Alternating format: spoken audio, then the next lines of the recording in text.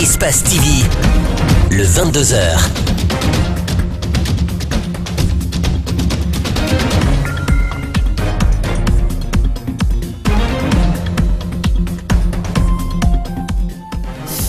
Très ravi, mesdames et messieurs, de vous retrouver pour cette nouvelle édition du 22h, dont voici les principales articulations. Ouverture de la 21e édition de la Coupe du Monde de football en Russie. Cérémonie d'ouverture moins faste mais raisonnable. Le pays de Poutine a misé sur la simplicité pour offrir un beau spectacle aux fans du Coran. Retourne l'image sur le match d'ouverture avec l'écrasante victoire de la Russie face à l'Arabie Saoudite. Et puis la polémique n'a de cesse d'enfler sur le vote de la Guinée dans l'attribution de la Coupe du Monde 2026 entre le Maroc et les États-Unis. Quel a été le choix de la Guinée? Décryptage à suivre dans ce journal. À l'occasion de la fête de Ramadan, ce vendredi 15 juin, la direction de la police routière prend des mesures pour faciliter la circulation des personnes dans la capitale en proie aux bouchons.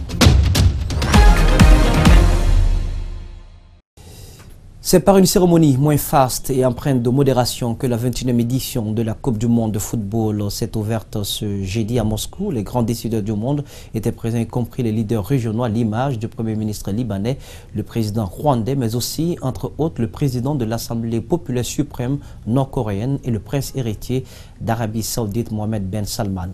Pour le match d'ouverture qui a opposé la Russie, le pays hôte, à l'Arabie Saoudite, il n'y a vraiment pas eu de surprise. Les Russes l'ont emporté sur un score à la soviétique de 5-0. Un match d'ouverture sans grand enjeu. La Russie, au classement de la FIFA, occupe le 70e rang et l'Arabie Saoudite le 67e rang. Pour la seconde journée, l'affiche est un peu alléchante. L'Égypte sera opposée à l'Uruguay. À suivre donc dans notre édition d'information. Sans transition, cette épineuse question qui revient: pour qui la Guinée a-t-elle voté dans l'attribution du Mondial 2026? La question taraude les esprits et suscite de vives polémiques. Pourtant, le rapport de vote de la FIFA indique que la Guinée n'a pas voté pour le Maroc. L'opinion est choquée et dans le milieu sportif, chacun y va de son commentaire. Notre équipe de reportage a rencontré des consultants sportifs pour mieux cerner cette situation embarrassante. Reportage, Mamadou Boy Diallo, Abdoulaye Kamara. Le trio États-Unis, Canada et Mexique est choisi par la FIFA à l'issue d'un vote pour organiser la Coupe du Monde 2026. Au lendemain de ce vote historique, une polémique a enflammé la toile. La Guinée n'aurait pas voté pour le Maroc, pour qui elle a pourtant battu campagne. Alors, pour être situé, nous avons interrogé des spécialistes sportifs qui donnent leur lecture des faits. Sega Diallo soutient la version de l'instance dirigeante du football guinéen. Le vote a été fait pour le Maroc. Malheureusement, ce vote a été comptabilisé sur la candidature de United 26. Pourquoi? Peut-être pour des défaillances techniques. Il faudra voir. On ne peut pas être catégorique. Mais la déclaration officielle, et si on s'en tient à elle, la Guinée était et a voté pour le Maroc. Amadou Djoudé Diallo, historien et journaliste sportif, tient en main le rapport de vote de la FIFA. En bleu, les pays qui ont voté pour le Maroc, et en blanc pour le trio nord-américain. Pour lui, il n'y a pas de doute, le rapport du vote indique que la Guinée n'a pas voté pour le Maroc. Le rapport de la FIFA qui indique les pays qui ont voté, vous voyez ici Guinée, c'est mis United. Tous les passages en bleu, c'est ceux qui ont voté pour le Maroc.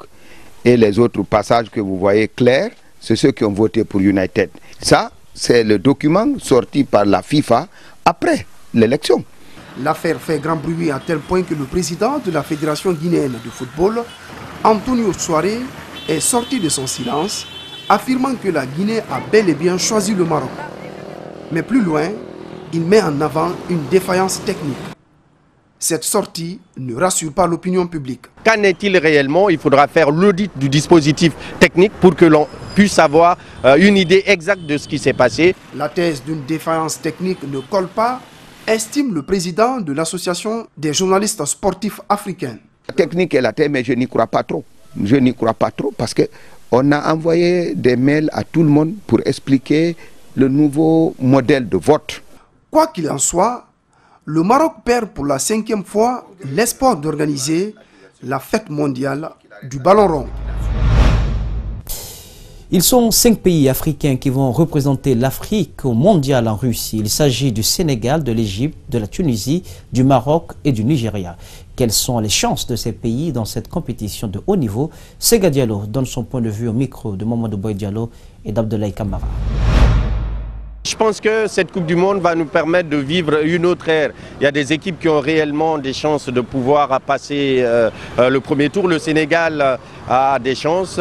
Le Nigeria va se battre dans une poule un peu plus relevée. Mais je pense que l'Égypte et le Maroc ont aussi le potentiel de passer. Je mets une pièce sur le Maroc et le Sénégal puisqu'ils sont dans des poules beaucoup plus équilibrées avec des joueurs qui sont un peu au top de leur forme. L'Égypte est menée par Salah, le Sénégal par Mané. À l'occasion de la Coupe du Monde 2018, l'administration de l'électricité de Guinée et le ministère de l'Hydraulique vont améliorer la desserte en courant électrique. Mieux, ils vont mettre en place 10 zones francs aménagées et équiper 68 maisons de jeunes de Conakry à l'intérieur du pays. Ces maisons de jeunes seront équipées de téléviseurs, d'équipements de sonorisation ainsi que de groupes électrogènes et un abonnement mensuel à Canal+. Alseni Bari, Yacouba Traoré. Permettre aux populations guinéennes de suivre la Coupe du Monde de football 2018, c'est l'objectif qui s'est fixé l'administration de l'électricité de Guinée, EDG, et le ministère de l'Hydraulique. Primo, la disponibilité du courant dans les foyers de 15h à 0h. Secondo, la mise en place de 10 zones dans la capitale avec des écrans mobiles de plus de 6 mètres, des groupes électrogènes, des tentes et des chaises. Le tout offert gratuitement aux citoyens. Nous avons aussi pris l'initiative, avec le ministère de l'Énergie et de l'Hydraulique, de distribuer 68 téléviseurs, écrans avec groupe électrogène de 3,5 kW et avec un kit complet et qui sont distribués à l'ensemble à la majorité des maisons de jeunesse, je dirais, puisque nous avons 21 maisons de jeunesse qui sont équipées de téléviseurs, groupes électrogènes et kits téléviseurs ici à Conakry. Dans cette répartition, l'Axe Le Prince, bien qu'elle ne dispose pas de maisons de jeunes, n'a point été oubliée. C'est le cas de l'axe Amdallah Bambeto Koza Wanindara. Nous allons identifier 10 endroits qui pourront mobiliser les gens pour y installer des écrans. À l'intérieur du pays, le courant viendra à 15h au lieu de 18h. Les capitales régionales et certaines préfectures seront également équipées pour leur permettre de suivre la Coupe du Monde. Au niveau des émetteurs, Monsieur le ministre de l'Information et de la Communication a dit tout de suite les efforts que le président de la République a déployés pour que ces émetteurs-là soient achetés, déployés, afin que ces zones-là, là où la télévision guinéenne n'était pas visible, soient visibles.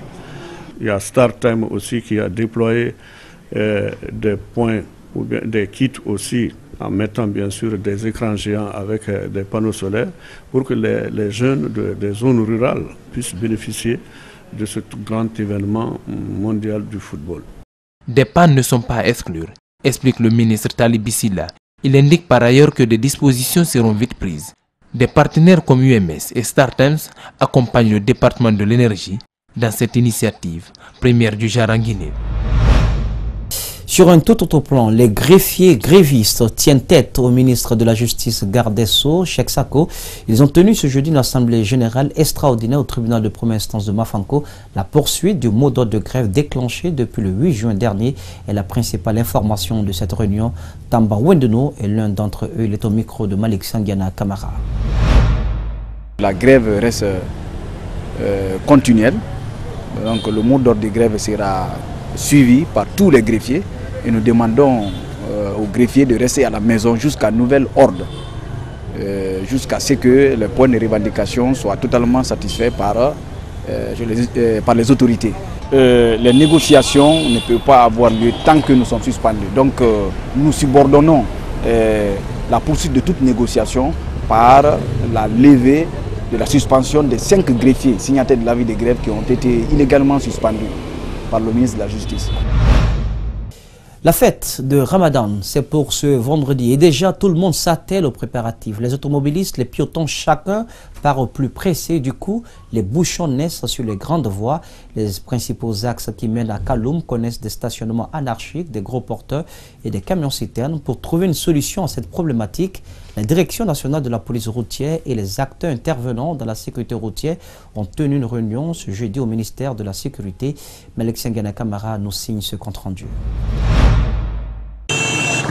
Kaloum, le centre-ville de la capitale. C'est ici où habitent presque tous les ministères, poumons de l'administration guinéenne. Pour y accéder, relève d'un véritable parcours du combattant. Les deux axes principaux qui y mènent sont toujours encombrés par des gros porteurs ou des camions-citernes en attente d'être chargés. Pour remédier à ces stationnements anarchiques tout au long des routes, la police routière et les acteurs des transports ont penché sur le sujet. Avec la descente anarchique de tous les camions sur Conakry, ça créera forcément un embouteillage, ce qui est dangereux et pour nous et pour les usagers de la route. Donc nous sommes prêts à accompagner cette mesure qui vient d'être prise par la Direction nationale de la sécurité routière. Quant aux responsables douaniers, ils s'engagent à accélérer leurs services pour ne pas retenir à leur niveau ces gros porteurs. Nous sommes engagés au niveau de la douane à assurer vraiment la célérité et la facilitation dans le dédouanement afin que le nombre de camions qui est vraiment intéressé à être chargé soit uniquement que ce nombre de camions qui débarquent sur Conakry afin que l'on puisse les charger sans problème et qu'ils remontent pour faire naturellement la distribution du carburant dans les différentes stations à Conakry et à l'intérieur du pays. À l'issue de la rencontre, le directeur national de la police routière dit être ferme pour le respect des solutions retenues afin de fluidifier la circulation routière à Kaloum. Il a été retenu que désormais, en fonction des marketeurs qui s'organisent de la livraison ou de la libération des bons de livraison aux camions, on a retenu que Total, à présent, fournit 50 camions par jour. Vivo, 30 camions par jour, et ainsi de suite. Et que ces camions-là ne peuvent se trouver que dans les deux parkings. Le parking central et le parking de Tombo. Et pour la fête de Ramadan, la police routière ne reste pas indifférente. Le directeur national de la police routière, Amiro Babakarsa, dit avoir pris des dispositions. Il est au micro de Malexien Gana Camara. Vous voyez les agents à toutes les intersections pour faire passer les gens. Aux dispositions, c'est inviter les parents à la responsabilité. Ne pas remettre les véhicules aux enfants. Ne pas abandonner les enfants à la traversée. Sinon, on va assister à la perte des enfants. Aux dispositions, c'est que dès après la fête, on ira vers 36 Kagolem pour recevoir les gens qui ont quitté Conakry pour l'intérieur du pays, pour qu'ils rentrent dans les bonnes conditions aussi dans leur famille. Donc, toute la police est engagée, de la sécurité publique, des compagnies mobiles d'intervention, des commissariats centraux, la sécurité routière, les sapeurs-pompiers, tout le monde sera sur le terrain. Des casques de maintien d'ordre, des imprimantes, des ordinateurs et accessoires sont offerts par la coopération française au recommandement de la gendarmerie nationale. La remise officielle s'est déroulée ce jeudi en présence du général Ibrahima Baldé qui a exprimé toute sa gratitude avant de livrer des instructions à cette troupe. Mamadou Sadio Baldé, Koroya Boukourma. C'est un don en kit informatique et casque de maintien d'ordre. Des formations préalables sont déjà dispensées pour faciliter au mieux le travail des hommes sur le terrain. Sur les différentes techniques d'intervention. J'entends par là donc la maîtrise sans arme de l'adversaire, la maîtrise avec arme de l'adversaire et les différentes techniques d'intervention.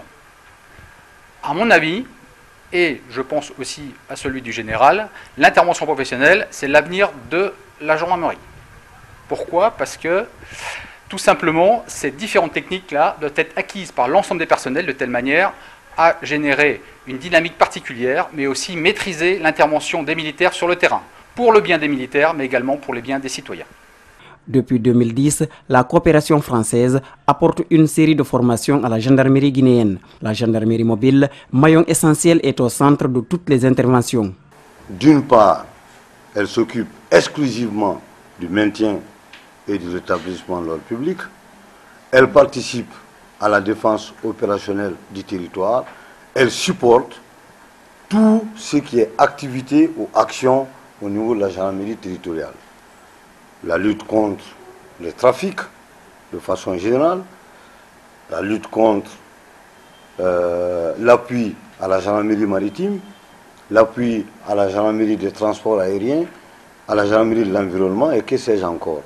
Des groupements seront formés pour permettre à la gendarmerie mobile d'agir non seulement de façon administrative, mais aussi stratégique. Et ce sont ces groupements, tant à Conakry qu'à l'intérieur du pays, qui vont être interconnectés avec la police dans le cadre du maintien d'ordre, avec les armées dans le cadre du DOT. Donc c'est pour vous dire que ce matériel est venu à point nommé par rapport à la réforme que nous avons engagée ensemble au sein, n'est-ce pas, de la gendarmerie nationale de façon globale. C'est pourquoi le général Baldé déclare que ces hommes ont excessivement besoin de ce matériel. Ce jeudi, à Kipé, dans la commune de Ratoma, à l'école nationale des postes et télécommunications, l'heure était à la désolation. Un énorme incendie a ravagé l'un des principaux bâtiments de cette école technique. Pas de pertes en vies humaines, mais les pertes matérielles sont inestimables. Reportage, Mamadou Saliouba, Aboukadine Kamara. Les autorités de l'école parlent d'une surtension provoquée par une décharge provenant de ce manguier suivant ce câble. Les conséquences sont lourdes. Le bâtiment abritait 2 laboratoires, un bureau, 3 salles de classe. Rien n'est sorti, y compris la documentation. Mes documents que j'utilise pour les préparations, à mon âge, je servais de référence pour les nouveaux professeurs. Donc tous les documents liés à la formation des étudiants qui servaient de support de préparation de cours, je les avais amenés sous la main. Quand un nouveau professeur a besoin, je sors directement, tout est en fumée, y compris mon chéquier. Les différents câbles, tout ce que nous avons comme matériel didactique pour initier les jeunes sur tout ce qui est câblage, tout ce qui est lié aux fibres optiques, tout le matériel didactique qui servent à installer des équipements par rapport à tout ce qui est lié à la téléphonie, s'est trouvé là. L'incident s'est produit ce jeudi peu avant 5 heures. Il n'y avait aucun responsable sur le site. Cet étudiant est l'un des rares témoins. À partir de 4 heures vers 30 comme ça, on est venu, on a trouvé que c'est là-bas seulement qui est en feu. Directement, on a essayé d'ouvrir les portes, mais c'est impossible parce qu'il y avait du fumée à l'intérieur du bâtiment. On n'a pas pu ouvrir les portes. Directement, j'ai pris ma moto avec un collègue ici. On s'est rendu, c'est les sapeurs-pompiers, les Lagpresse. On les a demandé de venir ici. Ils ont dit que l'école n'est pas abonnée. Et ceci, cela, leur gardien est là à nous parler mal. Au final, le jeune se retourne sans Lagpresse. 1 heure de temps perdu, il réussit à convaincre la protection civile. Mais c'était déjà trop tard. Que s'ils intervenaient vers 4 heures comme ça, avant 5 heures, ils pourront sauver quelque chose ici. Au moins, même si c'est une seule salle qui allait se brûler, mais du fait qu'ils auraient tardé, c'est pourquoi l'ensemble du bâtiment a pris feu. Cette école est la première de la sous-région. Elle était équipée d'un disjoncteur, d'un coffret de protection, un extincteur, mais rien n'a empêché les flammes de faire de ravages. Parlons environnement à présent. La rivière Sarinka arrosait il y a quelques années plusieurs quartiers de la commune urbaine de Koya. Il n'en reste plus que quelques flaques d'eau en voie de disparition. En cause, les activités de l'homme, notamment la déforestation. Les groupements des femmes qui pratiquent la culture maraîchère le long de la rivière sonnent l'alerte. Leurs activités sont paralysées. Une crise économique et sociale dans la localité est d'actualité. Mamadou Kalisso, Ibrahima Awal Kamara. Ces groupements de femmes pratiquent la culture maraîchère sur le long de la rivière Sarinka depuis plusieurs années. Cette rivière arrose de nombreux quartiers de Koya. Le manioc, le gombo, le piment, la patate douce sont entre autres des cultures pratiquées. C'est leur principale source de revenus. Mais cette année, le rendement est très faible. Ces femmes peinent à joindre les deux bouts. Ils n'ont qu'à arrêter de couper les arbres le long de cette rivière. Cela nous pénalise énormément. S'il n'y a pas d'eau, on ne peut pas pratiquer l'agriculture. C'est ici que nous tirons l'essentiel de notre revenu, envoyons nos enfants à l'école, soignons nos malades. Moi particulièrement, mon époux est malade. Depuis des années, c'est ici que je gagne la dépense. Mais le tarissement de cette rivière nous a beaucoup fatigués. Qu'est-ce qui explique ce faible rendement? Pourquoi n'y a-t-il pas d'eau dans le Sarenka? Pour comprendre l'origine du phénomène, nous nous sommes rendus à la source du marigot Kakiwondi, l'un des affluents de la rivière Sarenka. Nous sommes à Balan, dans la sous-préfecture de Kouria, commune urbaine de Koya. C'est ici que Kakiwondi prend sa source. Kakiwondi, c'est l'un des affluents du marigot Sarenka qui traverse plusieurs quartiers de la commune urbaine de Koya. Aujourd'hui, Sarenka et ses différents affluents sont menacés de disparition par les activités de l'homme, notamment l'agriculture sur brûlure, la charbonisation, la coupe abusive du bois, mais aussi l'urbanisation sauvage. L'urbanisation sauvage, oui, avec son cortège de malheurs. Des bornes installées jusqu'à moins de 5 mètres du lieu du marigot. Et les occupants s'adonnent à la déforestation. Même les arbres fruitiers, comme le néré, ne sont pas épargnés. Ici, là, c'est un four qui était installé ici pour le charbon. Ça dégrade même le sol, comme vous venez de constater. Ici, ça, c'est l'activité principale des riverains qui sont là, des côtiers qui sont là. Ils font le charbon à longueur de journée. Ils coupent des bois, comme vous venez de voir là. Tout est détruit. Sinon, dans le passé, on ne pouvait pas traverser la rive là à pied. Il fallait qu'on contourne. Mais maintenant, là, regardez, tout est tari quand même. Il y a aussi cette société des travaux publics, BGEC, installée au bord de ces marigots. Elle jette des déchets dans le cours d'eau sans se soucier des dégâts écologiques. Selon ces citoyens, les autorités préfectorales et communales sont informées de la situation, même si le constat reste le même. Effectivement, les autorités sont informées parce que nous, ONG Jeunes Amis pour le Futur, avons réalisé une enquête autour du marigot Sarenka. Ça, c'est au mois de mars passé. On a fait le rapport d'enquête. On a déposé au niveau des services préfectoraux de développement. On a déposé au niveau du service de l'environnement. Selon une enquête réalisée par une ONG locale, il faut 6200 plans pour réhabiliter ces cours d'eau. Le directeur de l'environnement de Koya renchérit. En plus du reboisement, il faudrait réorienter les populations en aménageant des bas-fonds agricoles.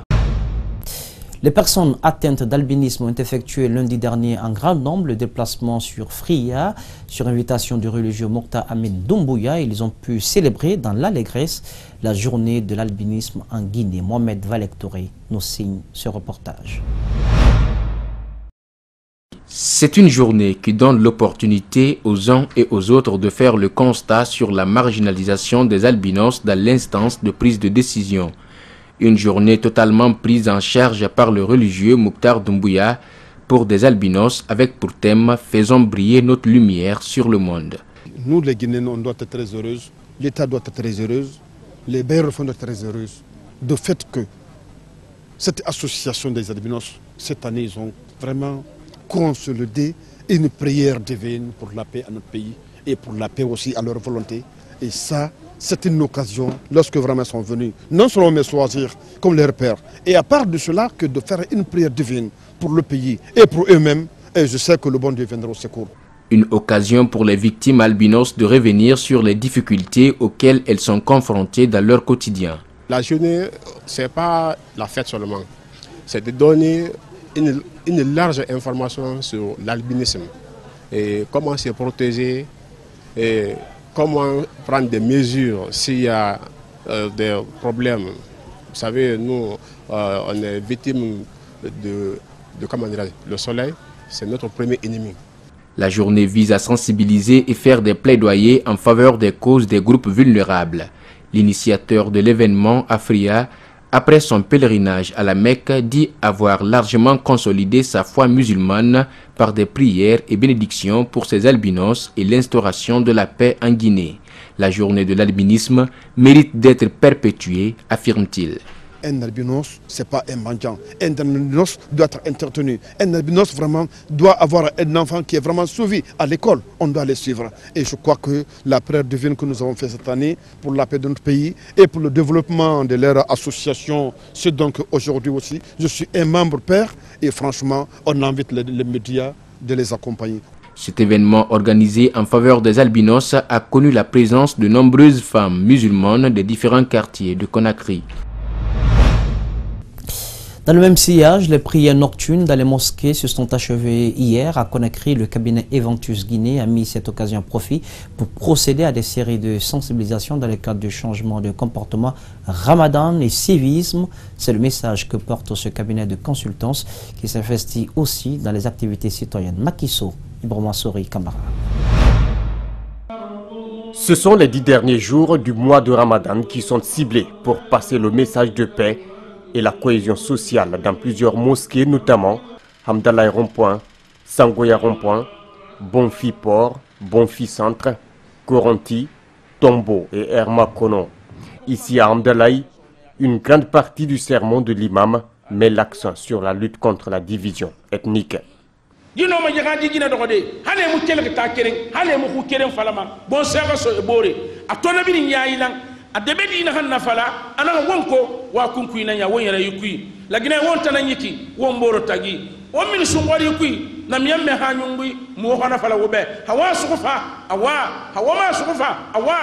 Conformément à la prescription du Coran, véhiculée par le prophète Mohammed paix et salut sur lui, la culture de la paix est le sens même de l'islam, d'où la nécessité de renforcer le tissu social.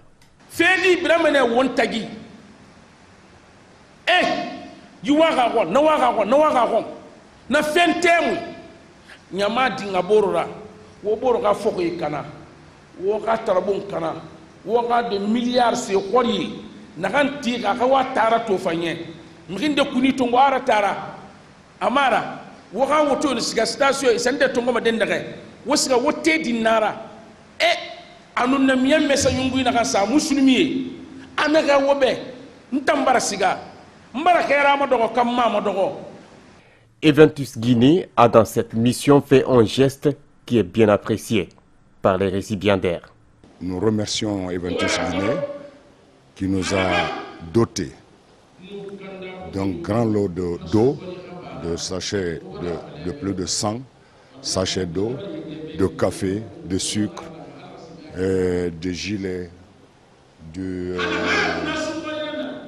même de tasses pour le café. Ça, c'est Juventus Guinée qui nous a envoyé. Et Hamdallah Mosquée a été choisi parmi tant de mosquées dans la commune de Ratoma. La lecture complète du livre coranique marquera donc à ce qui fait la fin des prières nocturnes des 10 derniers jours du mois saint de Ramadan. Le complexe scolaire La Plume est une école privée qui ouvrira officiellement ses portes dès le mois de septembre 2018. Dans le cadre de sa promotion ce jeudi, les encadreurs de cette école ont planté le décor sur les programmes qu'offre le complexe scolaire La Plume à l'éducation guinéenne. Abdraman Ba, Yacouba Traoré ont réalisé ce public reportage.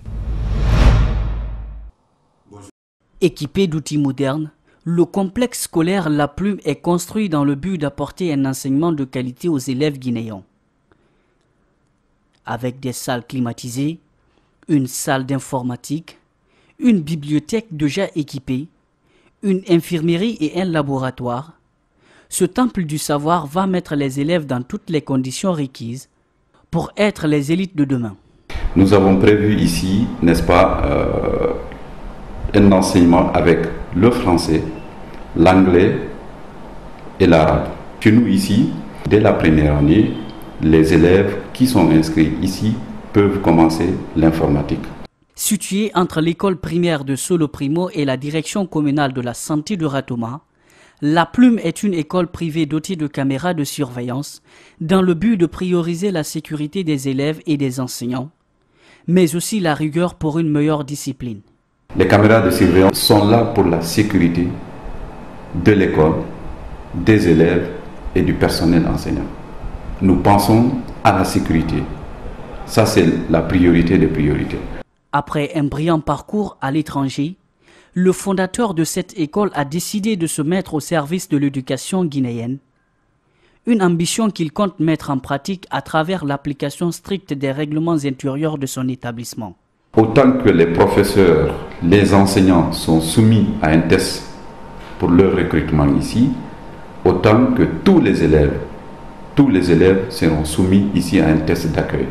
Si il peut tenir la classe souhaitée, il est installé dans cette classe. S'il a des lacunes qui ne lui permettent pas d'être à la classe souhaitée, nous conseillerons aux parents, n'est-ce pas, de le ramener à une classe inférieure. En attendant la prochaine ouverture des classes, cette école va continuer de s'équiper pour un meilleur accueil de ses futurs élèves. Voilà donc, mesdames et messieurs, comment s'achève cette édition d'information. Cadrage pour vous, LH Eliouba était présent. À la régie, Nalay Sidibé, le tout sous la supervision technique d'Ali Kaba et de Francis Collier. Excellente fête de Ramadan à tous les musulmans d'ici et d'ailleurs. Passez d'excellents sur le programme sur Espace TV, la télé de notre planète.